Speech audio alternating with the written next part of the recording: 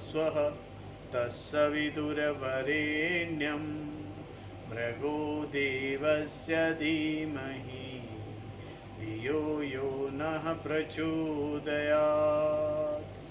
ॐ सहना भवतु सहनौ भुनक्तु सह वीर्यं करवावहै तेजस्विनावधीतमस्तु मा विद्विषावहै। ॐ शान्ति शान्ति शान्तिः।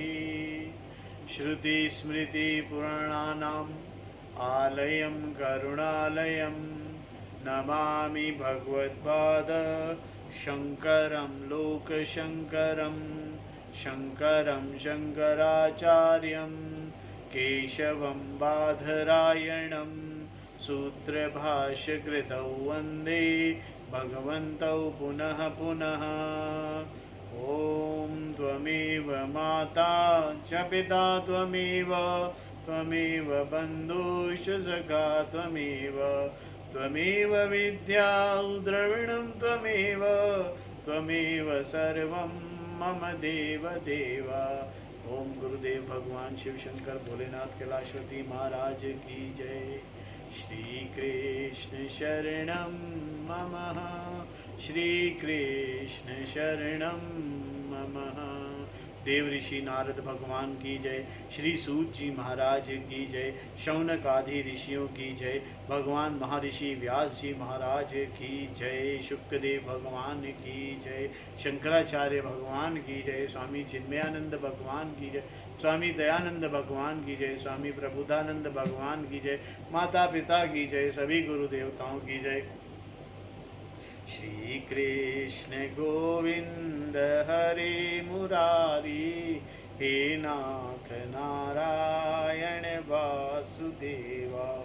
श्री कृष्ण गोविंद हरे मुरारी हे नाथ नारायण वासुदेवा।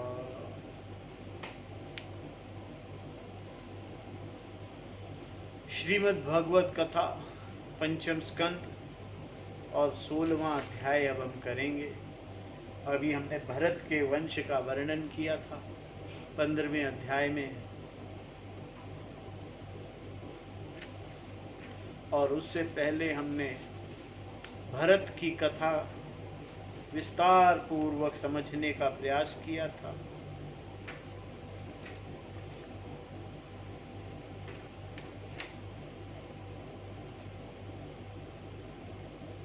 किस प्रकार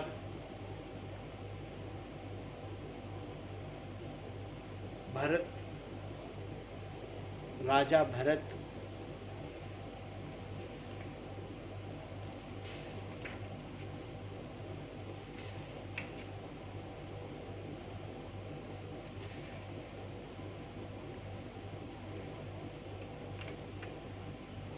जो कि ऋषभ देव जी के पुत्र थे, और ऋषभ देव जो हैं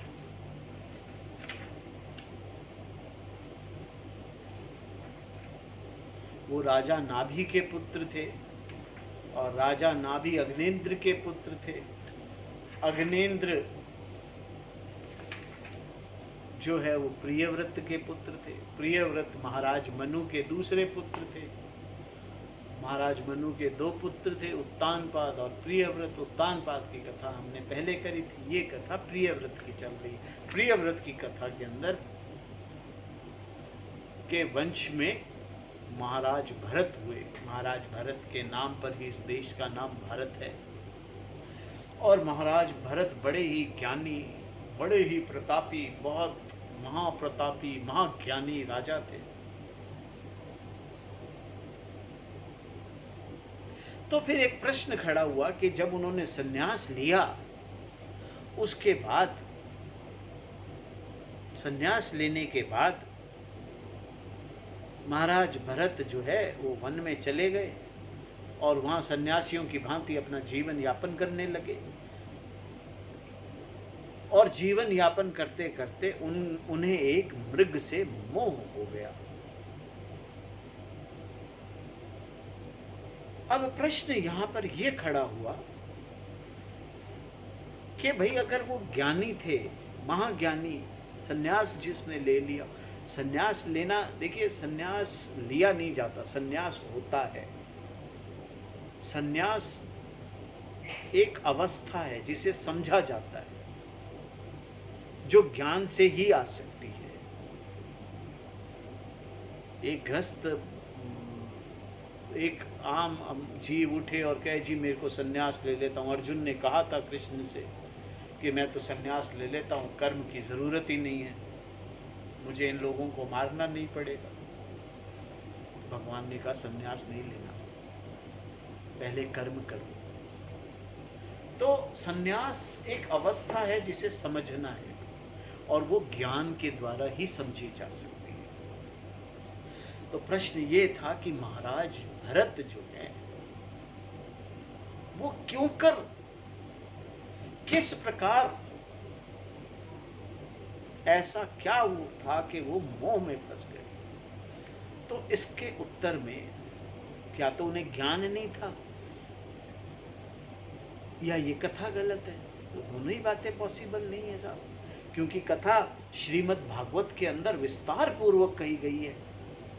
तो इस कथा का एक तात्पर्य है, समझना है, ये ज्ञान है।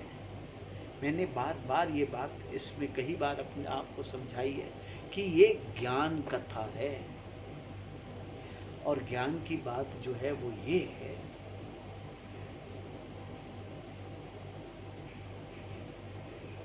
सन्यास, जब मनुष्य को ज्ञान प्राप्त होता है और वो सन्यास ले लेता है, उसका प्रारब्ध तो बाकी होता है।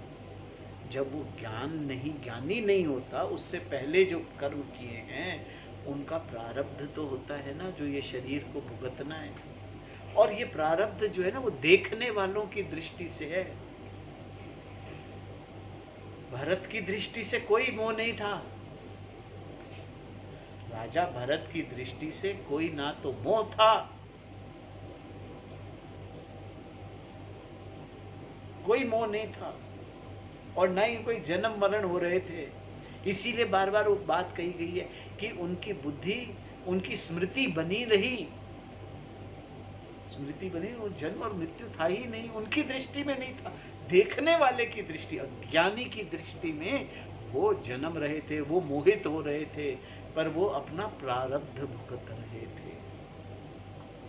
ज्ञान होने के बाद भी शरीर अपना प्रारब्ध भुगतता है। जो मनुष्य है वो अपना प्रारब्ध खत्म करता है। इसके बारे में बहुत डिटेल व्याख्या कर श्रीमद् भगवत गीता के अंदर प्रारब्ध के ऊपर दी गई है, जो हम कभी जरूर पढ़ेंगे, समझेंगे कि किस प्रकार ज्ञानी मनुष्य भी अपना प्रारब्ध भुगतते हैं, किस प्रकार उन्हें भी अपना प्रारब्ध संपन्न करना होता है। जो इस शरीर से लेकर होता है उसे संपन्न करना ही होता है। और वो ज्ञान प्राप्त होने के बाद भी सब कर्म करते रहते हैं, एक आम मनुष्य की तरह। तो राजा भरत ने अगर ऐसा ऑन लुकर हमको लग रहा था कि वो मोह में फंस गए, वो मोह में नहीं फंसे थे, वो तो ज्ञानी थे, वो तो अपना प्रारब्ध भुगत रहे थे, अपने प्रारब्ध को पूर्ण कर रहे थे। कर्म कांड के अंदर एक बहुत बड़ी व्याख्या है कि किस प्रकार ये किस प्रकार हम जन्म लेते हैं, किस प्रकार ये कर्म, जन्म और मृत्यु का चक्कर चलता है। वो कर्म कांड के अंदर एक अलग चैप्टर है जिसे समझना बहुत जरूरी है। और इसीलिए कर्म कांड का बहुत बड़ा जो शास्त्र है उनमें कर्म कांड जो है वो 80% कर्म कांड के बारे में बताया गया, क्योंकि मनुष्य कर्म कांड में ही फंसा रहता है, उसकी बुद्धि कर्म कांड में ही फंसी रहती है, ज्ञान कांड की तरफ तो जा ही नहीं पाती। यहाँ पर भी हम जड़ भरत की कथा में उसके कर्मों को देख रहे थे कि वो मोह में फंस गया, फिर उसने जन्म लिया, मृग की योनि में जन्म लिया, फिर उसने ब्राह्मण की योनि में जन्म लिया, और वहाँ वो एक अज्ञानी की भांति ही जीवते रहे, जबकि उन्हें सारी बुद्धि थी। और बार बार ये बात इसमें इसीलिए कही गई है कि उनकी बुद्धि, उनकी स्मृति बनी रही। हर हर हर हर हर बार उनकी स्मृति बनी रही। इसका मतलब उन्हें ज्ञान था, वो प्रारब्ध अपना भुगत रहे थे। अब जब हम प्रारब्ध की बात करेंगे, किसी कर्म कांड की बात करेंगे, किस प्रकार एक मनुष्य कर्मों से और कर्म कांड के इस चक्रव्यूह को तोड़कर आगे निकलता है, तो वो किस प्रकार तोड़ता है, वो तोड़ने की जो प्रोसेस है ना, उसमें ये प्रारब्ध कर्मों को खत्म करना होता है। जो संचित कर्म है, एक और कर्मों भी होते हैं संचित, जो जन्मों जन्मों से हमने संचित कर रखे हैं, वो तो ज्ञान प्राप्त करते ही संपन्न हो जाते हैं, सब कट गए। संचित कर्म, जो प्रारब्ध कर्म है, वो हमें भुगतने हैं। तो संचित कर्म क्या है, प्रारब्ध कर्म क्या है, और किस प्रकार ज्ञानी इन सब को खत्म करके आगे बढ़ता है, और किस प्रकार इन संचित कर्म और प्रारब्ध कर्मों में फंसे हुए मनुष्य जन्म और मृत्यु के चक्कर में घूम रहे हैं, और ज्ञानी इनको तोड़कर आगे निकल जाता है। आगे मतलब जन्म और मृत्यु से मुक्त हो जाता है। तो जब उन्होंने मृग की योनि में जन्म लिया, स्मृति बनी रही का मतलब ना वो जन्मे थे और ना उनकी कोई मृत्यु हुई थी। वो ब्राह्मण के घर में जन्म लिया और वहां भी स्मृति बनी रही, मतलब ना तो वो जन्म हुआ और ना ही मृत्यु हुई। जन्म और मृत्यु के चक्र से अलग थे। इसका मतलब वो ज्ञानी थे, महाज्ञानी मनुष्य, महाज्ञानी पुरुष थे, वो देव तुल्य थे। इसीलिए उनके नाम से, भरत के नाम से इस देश का नाम भारत, और ज्ञान की गंगा बहती है जहां।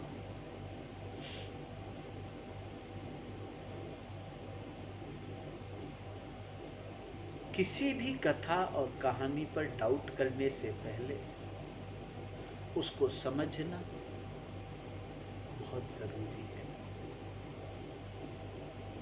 तो यहाँ जितनी भी कहानियां, कथाएं दी गई हैं, वो ज्ञान के लिए दी गई हैं, ज्ञान के लिए। कथा कहानी का आनंद के लिए नहीं है, ये साधन है ज्ञान के लिए, आनंद के लिए नहीं है। आनंद कुछ होता ही नहीं है, जब ज्ञान होता है तो वो आनंद है, ज्ञान ही आनंद है। इसीलिए कहा जाता है सच्चित आनंद।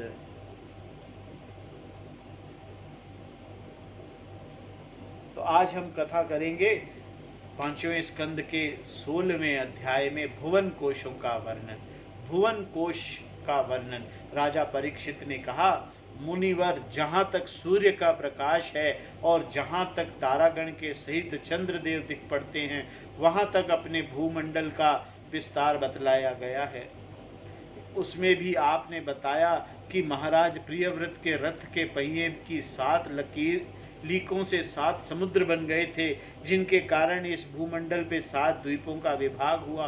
अतः भगवान, अब मैं इन सब का परिमाण और लक्षण के सहित पूरा विवरण जानना चाहता हूँ, क्योंकि जो मन भगवान के इस गुणमय स्थूल विग्रह में लग सकता है, उसी का उनके वासुदेव संज्ञ और स्वयं प्रकाशक निर्गुण ब्रह्म स्वरूप सूक्ष्मतम स्वरूप में लगना संभव है। अतः गुरुवर, इस विषय का विषाद रूप से वर्णन करने की कृपा कीजिए।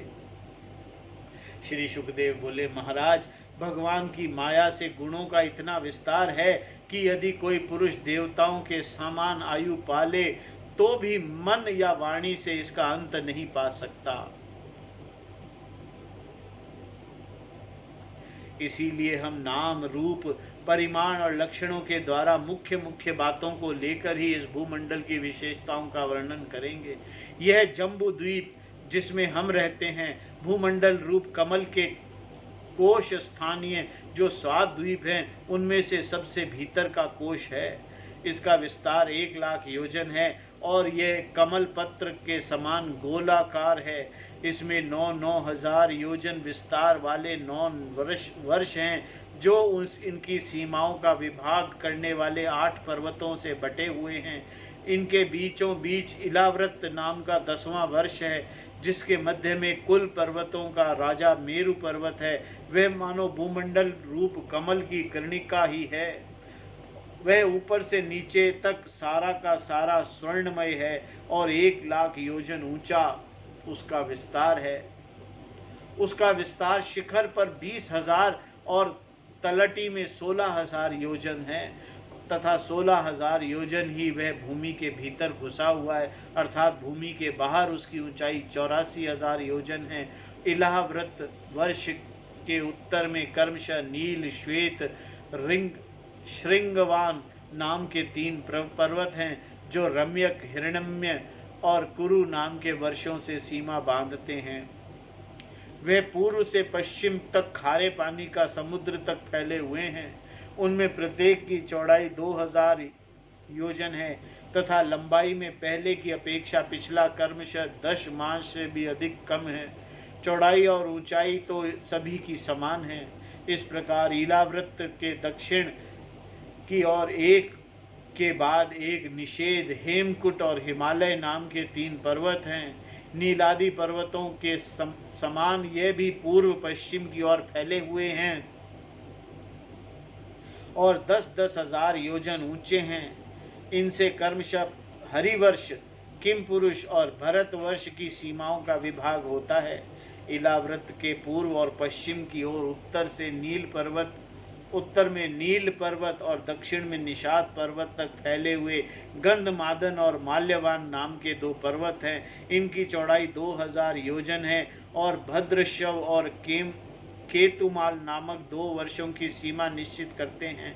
इनकी सिवा मंदर, मेरु मंदर, सुपार्श्व और कुमुद, ये 4 10-10 हजार योजन ऊंचे और उतने ही चौड़े पर्वत मेरु पर्वत की आधारभूत धुनियों के समान बने हुए हैं। इन चारों के ऊपर इनकी ध्वजाओं के समान कर्मशः आम, जामुन, कंदब और बड़ के 4 पेड़ हैं। इनमें से प्रत्येक 1100 योजन ऊंचा है और इतना ही इनकी शाखाओं का विस्तार है। इनकी मोटाई 100 योजन है। भरत श्रेष्ठ, इन पर्वतों में 4 सरोवर भी हैं जो कर्मशः दूध, मधु, ईख के रस और मीठे जल से भरे हुए हैं। इनका सेवन करने वाले यक्ष, किन्नर आदि उपदेवों को स्वभाव से ही योग सिद्धियां प्राप्त हैं। इन पर कर्मशः नंदन, चैत्ररथ, वैभ्राजक और सर्वतोभद्र नाम के 4 दिव्य उपवन भी हैं। इनमें प्रधान देवगण अनेकों सुर सुंदरियों के नायक बनकर साथ साथ विहार करते हैं। उस समय गंधर्वादी उपदेवगण इनकी महिमा का बखान किया करते हैं। मंदराचल की गोद में जो 1100 योजन ऊंचा देवताओं का आम्र वृक्ष है, उससे गिरी शिखर के समान बड़े बड़े और अमृत के समान स्वादिष्ट फल गिरते हैं। वे जब फटते हैं तो उनमें से बड़ा सुगंधित और मीठा लाल लाल रस बहने लगता है। वह अरुणादि नाम की नदी में प्रणीत हो जाता है। यह नदी मंदराचल के शिखर से गिरकर अपने जल से इलाव्रत वर्ष को पूर्व भाग की ओर सिंचती है। श्री पार्वती जी की अनुचरी यज्ञ पत्नियां इस जल का सेवन करती हैं। इससे उनके अंगों से ऐसी सुगंध निकलती है कि उन्हें स्पर्श करके बहने वाली वायु उनके चारों ओर 10-10 योजन तक सारे देश को सुगंध से भर देती हैं।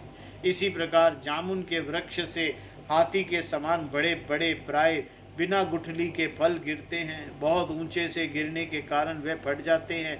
उनमें से रस में जम्बू नाम की नदी प्रकट होती है, जो मेरु मंदर पर्वत के 10,000 योजन ऊंचे शिखर से गिरकर इलाव्रत के दक्षिण भूभागों को सींचती है। उस नदी के दोनों किनारों की मिट्टी उससे रस में भीगकर जब वायु और सूर्य के संयोग से सूख जाती है, तब वहां देवलोक की विभूषित करने वाला जम्बूनाद नाम का सोना बन जाता है। इसे देवता और गंधर्व आदि अपनी तरुणी स्त्रियों के सहित मुकुट, कंगन और करधनी आदि आभूषणों के रूप में धारण करते हैं।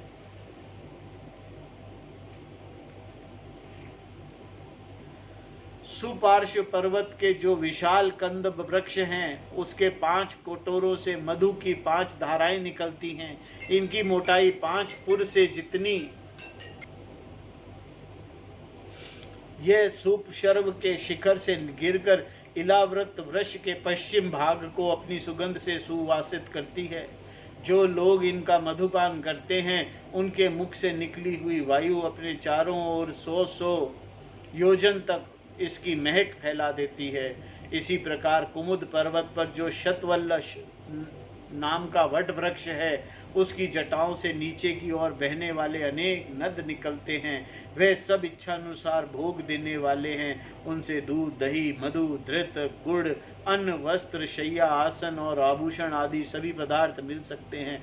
यह सब मुकुंद के शिखर से गिरकर इलावृति वृत्त के उत्तरी भाग को सींचते हैं। इनके दिए हुए पदार्थ का उपभोग करने से वहाँ की प्रजा की त्वचा में झुर्रियाँ पड़ जाना, बाल पक जाना, थकान होना, शरीर में पसीना आना और तथा दुर्गंध निकलना, बुढ़ापा, रोग, मृत्यु, सर्दी गर्मी की पीड़ा, शरीर का कांतिहीन हो जाना तथा अंगों का टूटना आदि कष्ट कभी नहीं सताते और उन्हें जीवन पर्यंत पूरा पूरा सुख प्राप्त होता है।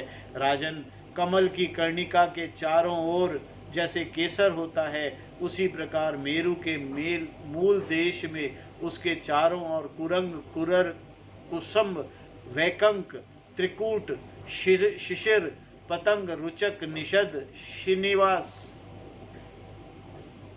कपिल, शंख, वैदुर्य, जारुधि, हंस, ऋषभ, नाग, कालरंज और नारद आदि 20 पर्वत और हैं।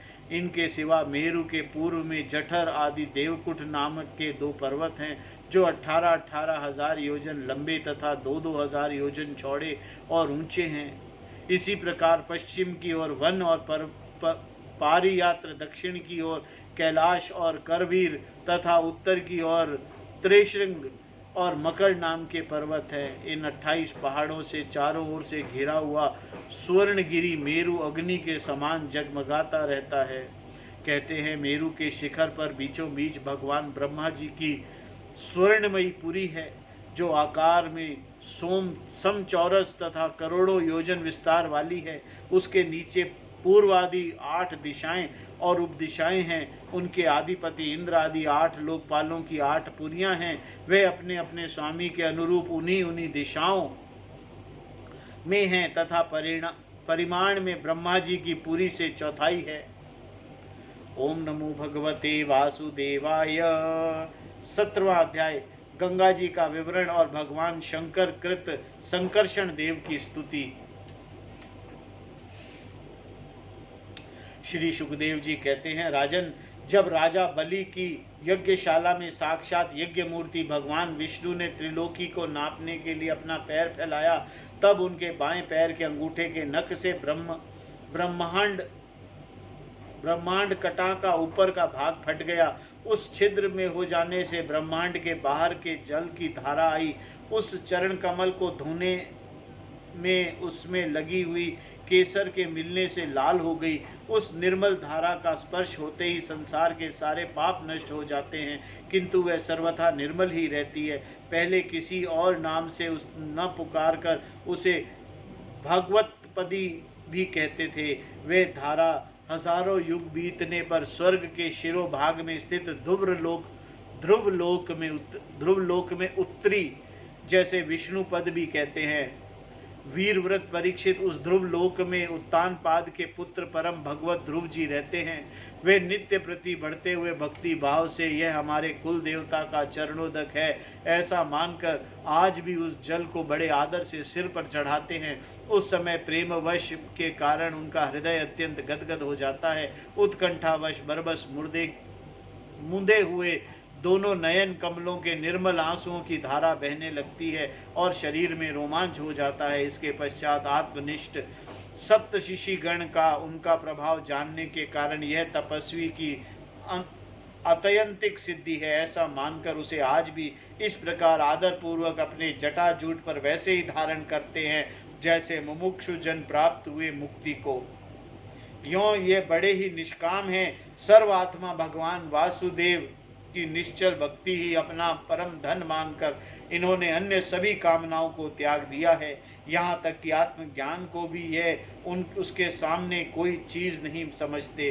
वहां से गंगा जी करोड़ों विमानों से घिरे हुए आकाश में होकर उतरती है और चंद्रमंडल में अपलावत करती मेरु के शिखर पर ब्रह्मपुरी में गिरती है।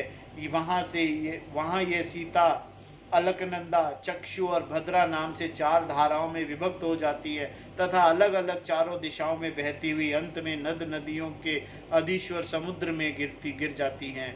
इनमें सीता ब्रह्मपुरी से गिरकर केसराचलों के सर्वोच्च शिखर में होकर नीचे की ओर बहती हुई गंधमादन के शिखरों पर गिरती है और भद्र वर्ष को पलावित कर पूर्व की ओर खारे समुद्र में मिल जाती है।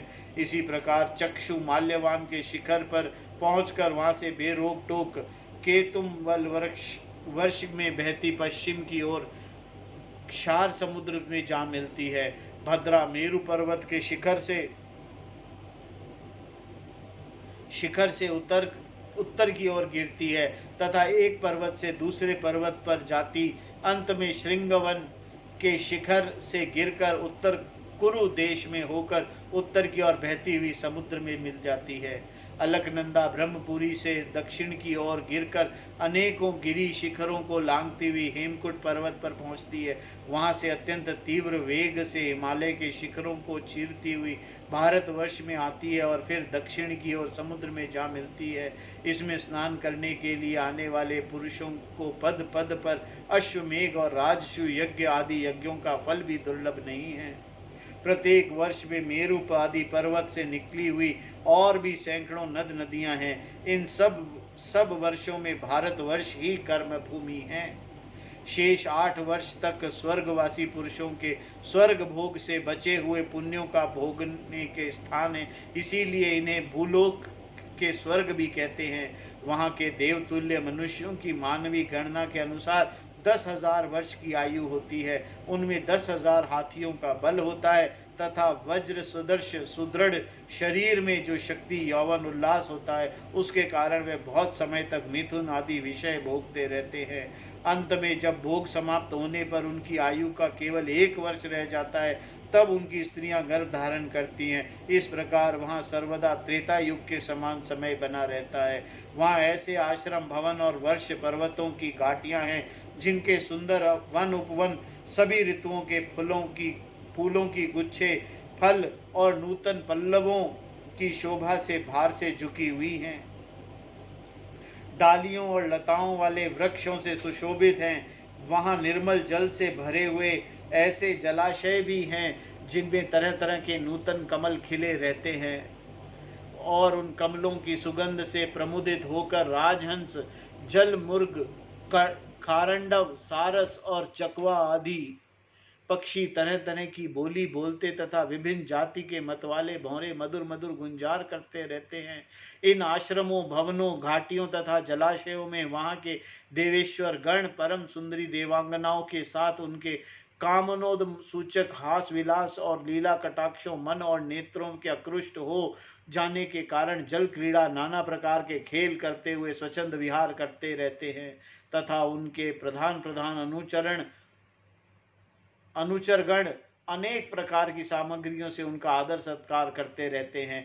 इन 9 वर्षों में परम पुरुष भगवान नारायण वहां पुरुष के पर अनुग्रह करने के लिए उस समय भी अपनी विभिन्न मूर्तियों से विराजमान रहते हैं। इला व्रत वर्ष में एकमात्र भगवान शंकर ही पुरुष हैं। श्री पार्वती जी के शाप को जानने वाला कोई दूसरा पुरुष वहां प्रवेश नहीं कर सकता, क्योंकि वहां जो जाता है वही स्त्री रूप हो जाता है। इस प्रसंग को हम आगे 9वें स्कंद में वर्णन करेंगे। वहां पार्वती एवं उनकी अरबों खरबों दासियों से सेवित भगवान शंकर परम पुरुष परमात्मा की वासुदेव, प्रद्युम्न, अनिरुद्ध और शंकरषण संज्ञ का चक्रव्यूह मूर्तियों में से अपनी कारण रूपा संकर्षण नाम की तम प्रधान चौथी मूर्ति का ध्यान स्थित मनोमय विग्रह के रूप में चिंतन करते हैं। इस मंत्र का उच्चारण करते हुए वे इस प्रकार स्तुति करते हैं। भगवान शंकर कहते हैं, ओम जिनमें सभी गुणों का अभिव्यक्ति होती है, उन अनंत और अव्यक्त मूर्ति ओमकार स्वरूप परम पुरुष भगवान श्री भगवान को नमस्कार है। भजनीय प्रभु, आपके चरण कमल भक्तों के आश्रय देने वाले हैं तथा आप स्वयं संपूर्ण ऐश्वर्यों के परम आश्रय हैं। भक्तों के सामने आप अपना भूत भवन स्वरूप पूर्णतः प्रकट कर देते हैं तथा उन्हें संसार बंधन से भी मुक्त कर देते हैं, किंतु उपभोक्तों को बंधन में डालते रहते हैं। आप ही सर्वेश्वर हैं। मैं आपका भजन करता हूँ प्रभु। हम लोग क्रोध के आवेग को नहीं जीत सके हैं तथा हमारी दृष्टि तत्काल पाप से लिप्त हो जाती है, परंतु आप तो संसार के नियमन करने के लिए निरंतर साक्षी रूप से उसके सारे व्यापारों को देखते रहते हैं, तथापि हमारी तरफ आपकी दृष्टि और उन मायिक विषयों तथा चित्त की वृत्ति को नाम मात्र को भी प्रभाव नहीं पड़ता। ऐसी स्थिति में अपने मन को वश में करने की इच्छा वाले कौन पुरुष आपका आदर न करेगा। आप जिन पुरुषों को मधु आस्वादी पाने के कारण अरुण नयन और मतवाले जान पड़ते हैं, वह माया के वशीभूत होकर ही वैसी मिथ्या दर्शन करते हैं तथा आपके चरण स्पर्श ही चित्त चंचल हो जाने के कारण नाग पत्नियां लज्जावश आपकी पूजा करने में असमर्थ हो जाती हैं। वेद मंत्र आपको जगत की उत्पत्ति, स्थिति और लय का कारण बताते हैं, परंतु आप स्वयं जिन तीनों विकारों से रहित हैं, इसके लिए आपको अनंत कहते हैं। आपके शस्त्र मस्तकों पर यह भूमंडल सरसों के दाने के समान रखा हुआ है। आपको यह भी नहीं मालूम होता कि वह कहाँ स्थित है। जिनमें उत्पन्न हुआ मैं अहंकार रूप अपने त्रिगुणमय तेज से देवता, इंद्रिय और भूतों की रचना करता हूँ, कि वे विज्ञान के आश्रय भगवान ब्रह्मा जी भी आपके महातत्व संज्ञक प्रथम गुणमय स्वरूप हैं। महात्मन, महातत्व, अहंकार, इंद्रियाभिमानी, देवता, इंद्रिय और पंचभूत आदि हम सभी डोरी से बंधे हुए पक्षी के समान आपकी क्रिया शक्ति के वशीभूत होकर रहकर आपकी ही कृपा से इस जगत की रचना करते हैं। सत्वादि गुणों की सृष्टि मोहित हुआ यह जीव आपकी ही रची हुई तथा कर्म बंधन में बंधने वाली माया को कदाचित जान भी लेता है, तो उससे मुक्त होने का उपाय उसे सुगमता से नहीं मालूम होता। इस जगत की उत्पत्ति और प्रलय भी आपके ही रूप हैं। ऐसे आपको मैं बार बार नमस्कार करता हूँ। ओम नमो भगवते वासुदेवाय। ओम नमो भगवते वासुदेवाय। इसके बाद 18वें अध्याय में भिन्न भिन्न वर्षों का वर्णन है। इस सृष्टि की रचना की वर्णन के बारे में कथा है।